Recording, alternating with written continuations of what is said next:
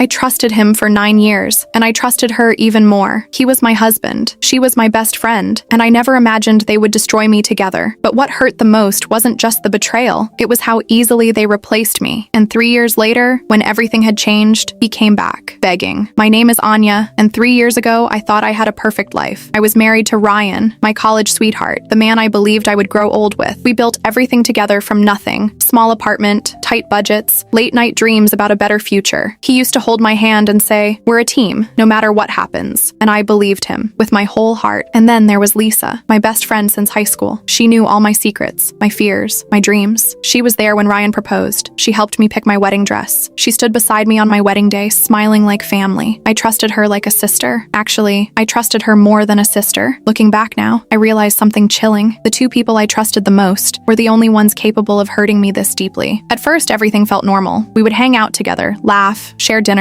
talk for hours. Lisa would come over often, sometimes too often, but I never questioned it. Ryan would joke with her, tease her, but I thought it was harmless. After all, she was my best friend. But then, small things started to change. Little things I couldn't explain. Late night messages between them, inside jokes I wasn't part of, glances that lasted a second too long. I remember one night, I asked Ryan casually, "You and Lisa seem really close lately." He laughed and said, "You're overthinking. She's just going through a rough time." And I felt guilty for even asking. That's the thing about trust. It makes you blind exactly when you shouldn't be. Lisa started coming over more often, even when I wasn't home. Ryan would say, "She just needed someone to talk to." And I believed him because I wanted to believe him. But deep inside, something didn't feel right. And then came the day that changed everything. I came home early from work that day. It was supposed to be a surprise. I thought we could spend some time together. The house was quiet, unusually quiet. And then I heard it, laughter, coming from our bedroom. My heart started racing. Something felt wrong, terribly wrong. I walked slowly down the hallway, every step heavier than the last. My hand trembled as I reached for the door, and when I opened it, my entire world shattered. Ryan and Lisa, together, in my bed. For a moment, everything went silent. No sound, no movement, just shock. I couldn't breathe, couldn't think. I couldn't even understand what I was seeing. Lisa looked at me, completely calm, no guilt, no shame, nothing. Ryan just stood there, frozen, like he had no words. And then Lisa said something I will never forget. She looked straight into my eyes and said, "You were never enough for him." That sentence broke something inside me that could never be fixed again. I don't remember screaming. I don't remember crying. I don't even remember leaving. All I remember is the pain, the kind of pain that makes your chest feel like it's collapsing, like your heart is physically breaking. That night, I lost everything. My husband, my best friend, my home, my sense of reality. The next few months were the darkest time of my life. I stopped eating properly, stopped answering calls, stopped caring about anything. I kept asking myself the same question over and over again. Why wasn't I enough? And the worst part, I didn't even try to hide it. Within weeks, Ryan moved in with Lisa. They posted pictures together online, smiling, laughing, living the life that was supposed to be mine. Every picture felt like a knife in my chest. But the real damage wasn't what they did. It was what I started believing about myself. I started thinking I wasn't good enough. That I deserved it somehow. That maybe I had failed. Until one day, everything changed. I was standing in front of a mirror, looking at myself, and I didn't recognize the person staring back. I looked tired, broken, empty. And in that moment, something inside me shifted. Not anger, not revenge, something deeper. Clarity. I realized something important. They didn't destroy my life. They revealed who they really were. And that realization gave me strength. I decided I wasn't going to stay broken. I started small, taking care of myself again, eating properly, going outside. Then I pushed myself further. I went back to studying, learning new skills, focusing on building a future that didn't depend on anyone else. While they were busy showing off their perfect relationship online, I was rebuilding my life in silence. Months passed, then a year, then 2, then 3, and slowly, everything changed. I got a better job, then a promotion, then another. I became stronger, more confident, more independent than I had ever been. I wasn't the same person anymore. I was better. And then, 3 years later, something unexpected happened. I was sitting in my office, working like any other day. Yes, my office. Because I had worked my way up to becoming a director, my assistant walked in and said, "There's someone here to see you." I didn't think much of it. I said, "Send them in." The door opened, and my heart skipped a beat. It was Ryan, but he looked nothing like the man I once knew. He looked tired, worn out, defeated. He walked in slowly, sat down, and avoided eye contact. For a moment, neither of us said anything, and then he finally spoke. I messed up. I stayed silent. He continued. "Lisa left me." I wasn't surprised. People like her don't stay loyal. He looked at me, almost desperate, and said, "I realize now you were the best thing in my life." And then he said the words I never thought I'd hear. "I want you back." For a moment, I just stared at him. The same man who destroyed me, the same man who chose someone else over me, was now sitting in front of me, asking for another chance. And in that moment, I felt something unexpected. Nothing. No anger, no love, no pain. pain, just nothing. I smiled, not because I was happy, but because I finally understood something. I didn't need revenge. Life had already given it to him. I stood up, looked him in the eyes, and said, "The woman you left doesn't exist anymore." He tried to say something, but I stopped him. "You didn't just lose me. You lost the only person who truly loved you." And then I said the one thing he wasn't ready to hear. "I don't need you anymore." I walked out of that room without looking back, and for the first time in years, I felt free. Sometimes,